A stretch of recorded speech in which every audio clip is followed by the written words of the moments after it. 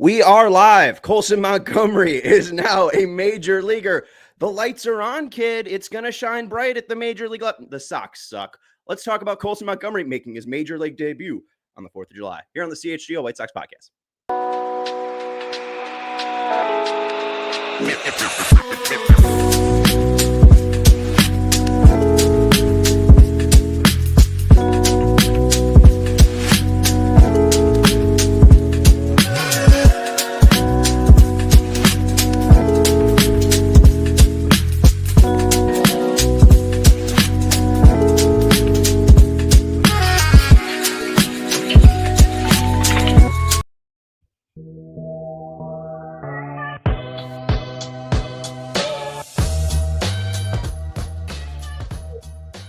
CHGO White Sox podcast presented to you by, just excitement. It's the emergency podcast. We couldn't even get ads ready. We were so excited.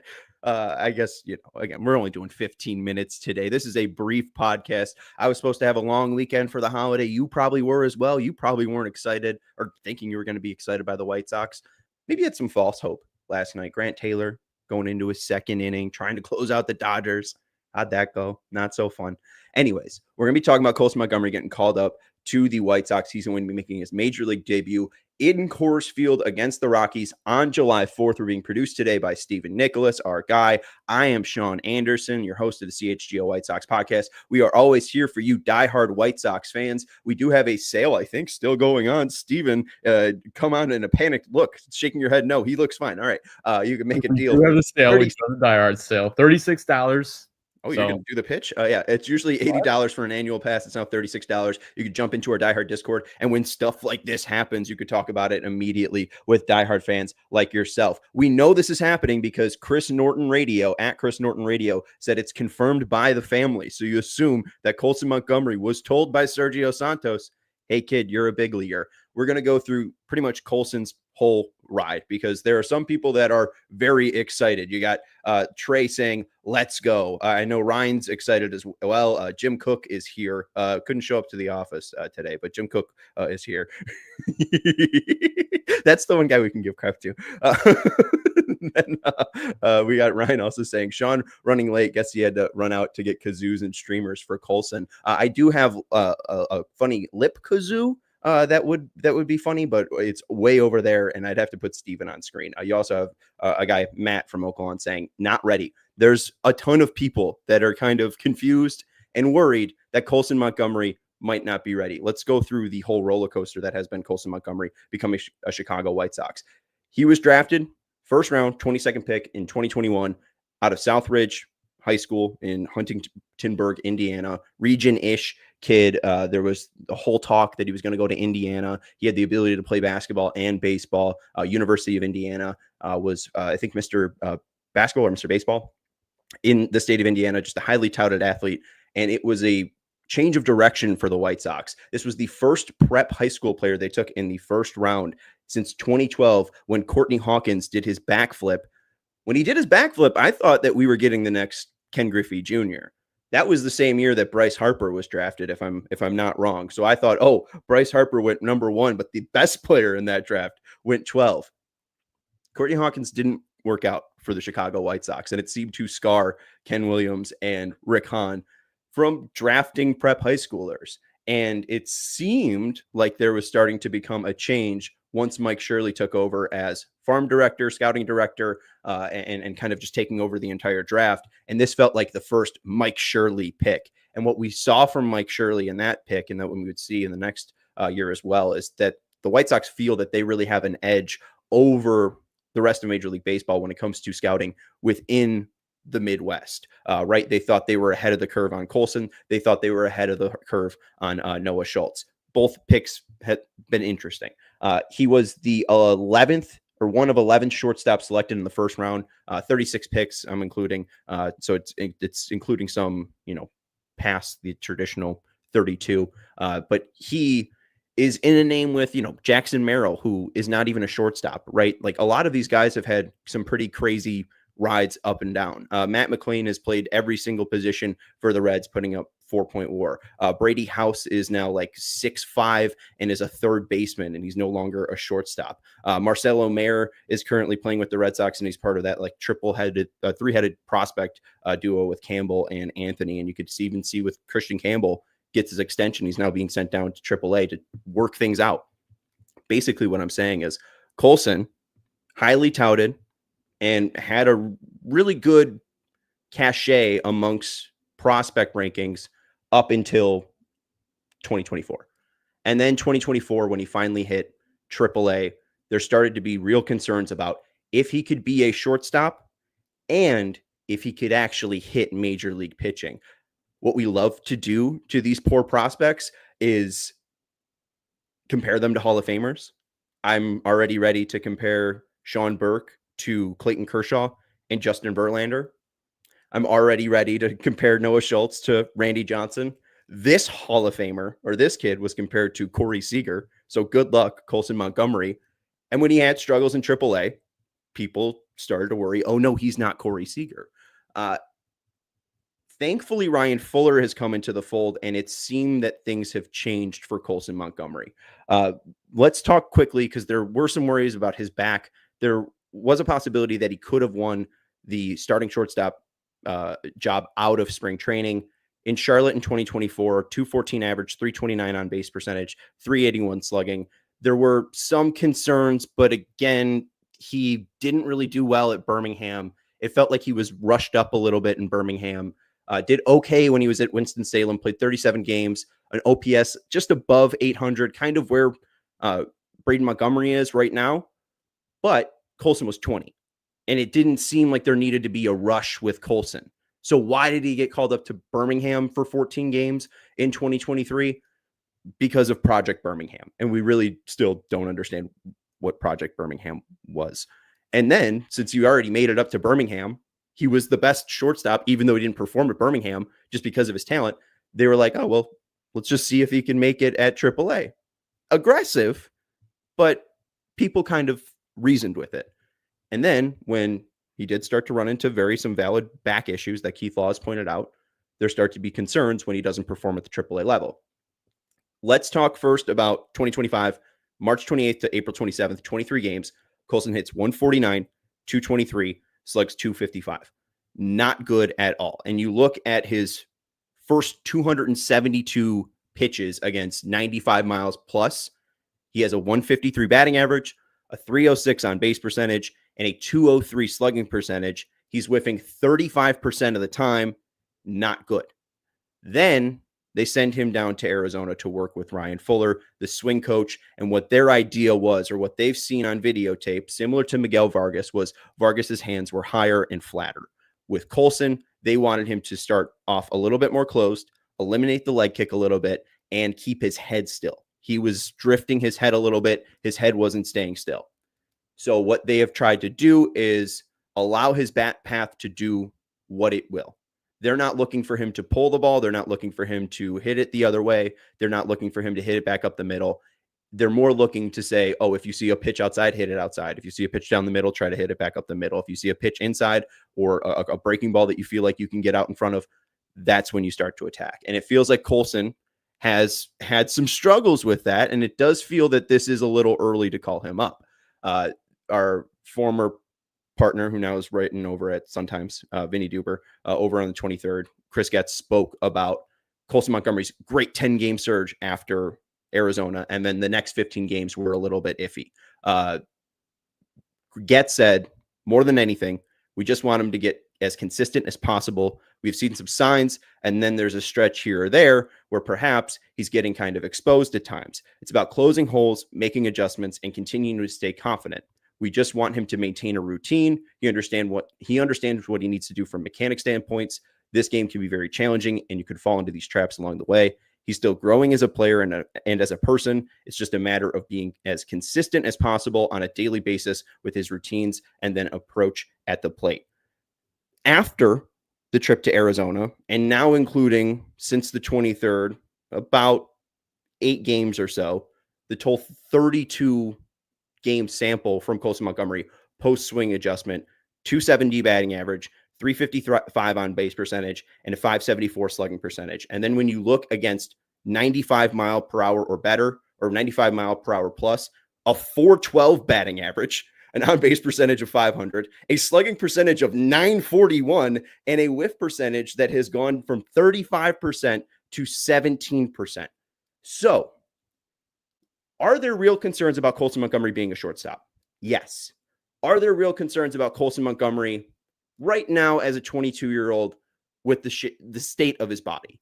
Yes. I feel like there's a ton more for Colson to grow into, but when you look at Teal, Caro, Grant Taylor, I think at some point Noah Schultz, these kids are the same age. This is no longer 20-year-old Colson Montgomery that's getting rushed up to Project Birmingham. He shows a sign of life, a 30-game sample of sign of life.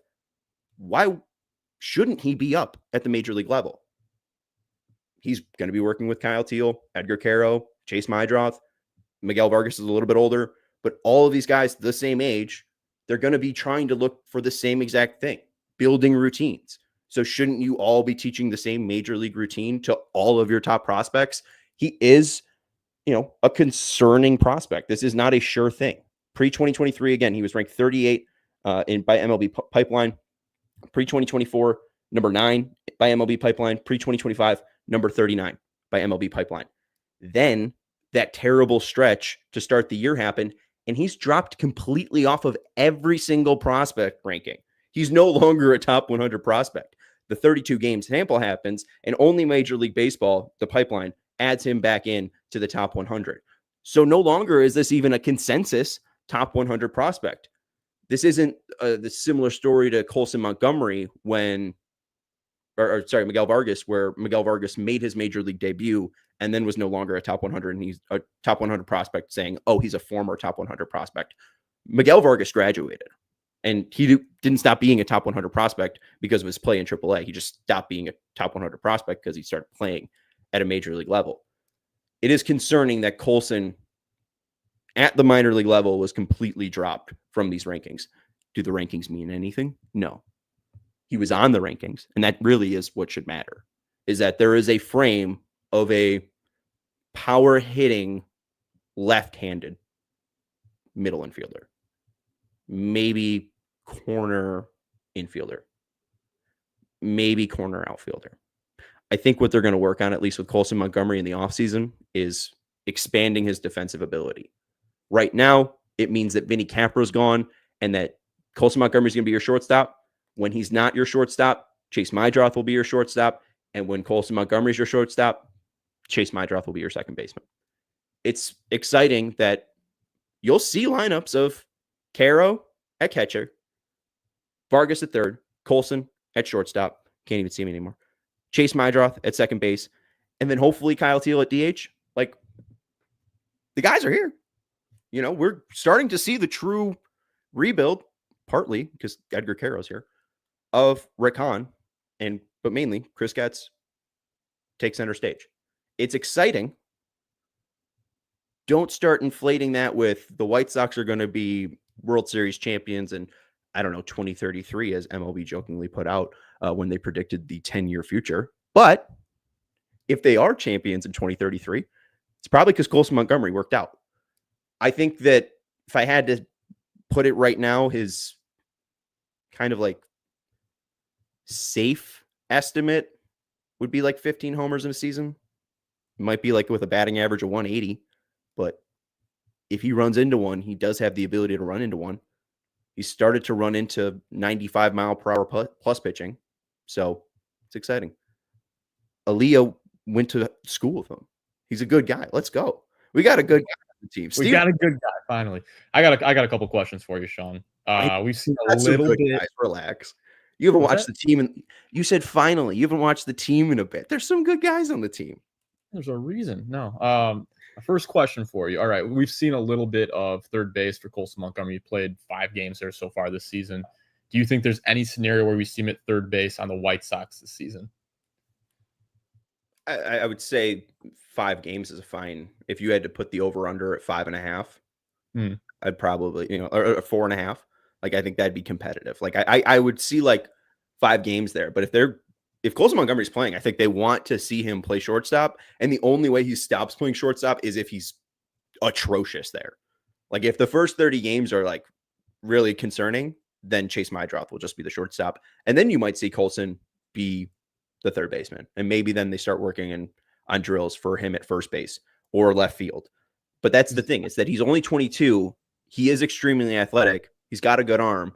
I think that it could be a different position in 2 years for Colson Montgomery. I don't think he's a shortstop in 2 years.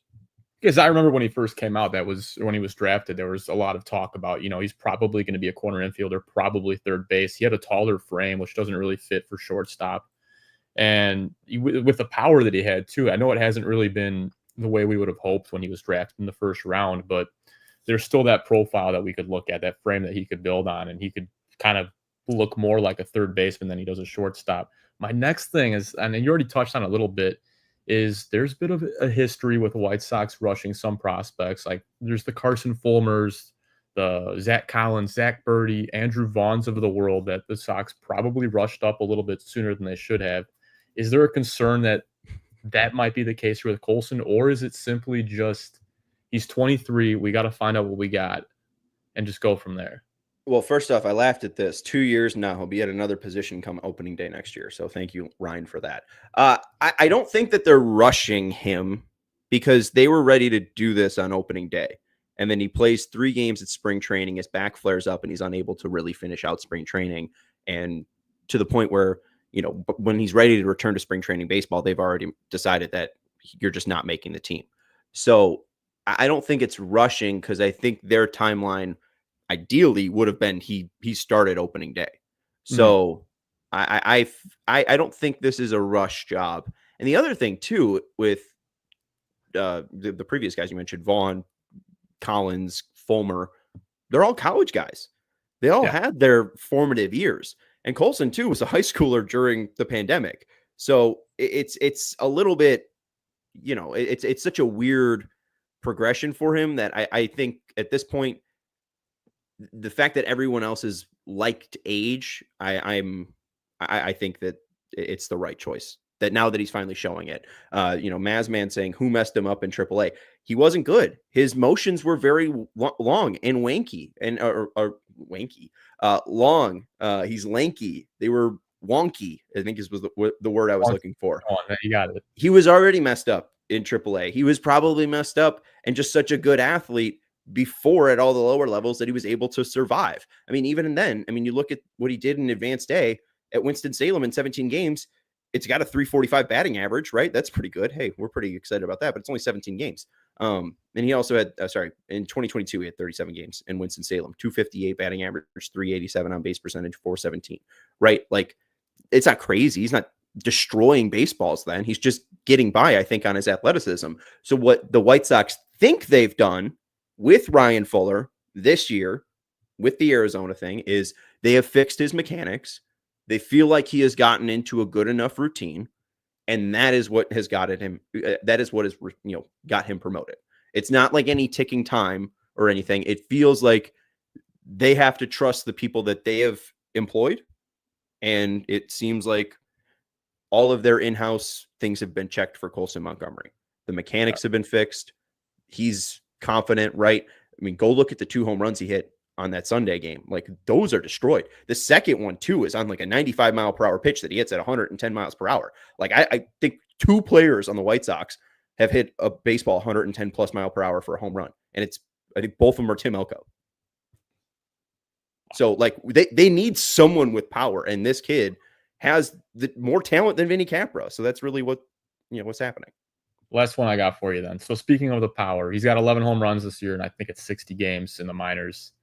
If he were to stick on the White Sox major league roster the rest of the season, how many home runs could we realistically expect, or you predict, for Colson Montgomery? That's interesting. How many games? How many games are they at right now on the season? So don't include tonight, or include tonight, because they're 28, 86. They're 86 games. Okay. Let's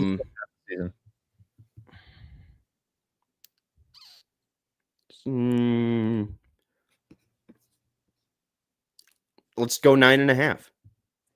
I think double digits is not like impossible. Past 32 games, he has 8 homers. And again, if he's better against high velocity, I think it's possible. Luke says 8.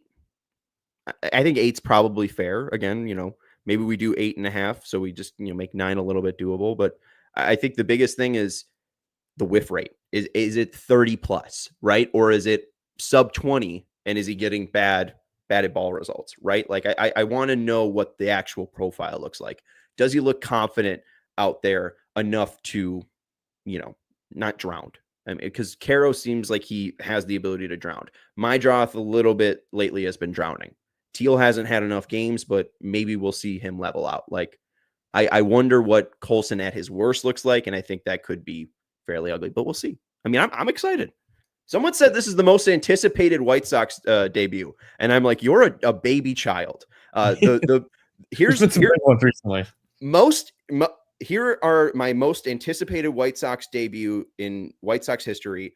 Just keep in mind, I am a baby. Most anticipated, the one that just happened. Second, the first one that I ever saw. Third, the one before that or the one after that, right? And then fourth, Michael Kopech. Yeah, everyone followed that. That was great. Right? Yeah, everyone followed that. And it probably is better in a tweet form. It was way better in the drafts. Anyways, you want to go to holiday? You want to start your 4th of July? The party I'm supposed to go to, yeah. No, okay, great. Let's end this. Goodbye. Stop asking me questions. Why are you asking me questions? You were doing a podcast. It's a CHGO White Sox podcast. That's Stephen Nicholas, our fantastic producer here at CHGO. I am Sean Anderson, the host of the CHGO White Sox podcast. This was an emergency podcast for all you sickos. We have a post-game podcast on Sunday. We will talk about Colson's first series against the Colorado. I was going to say the Colson Rockies, the Colorado Rockies. Yeah, that's why. On Sunday. We will see you then. Goodbye. We all silly like the mayor.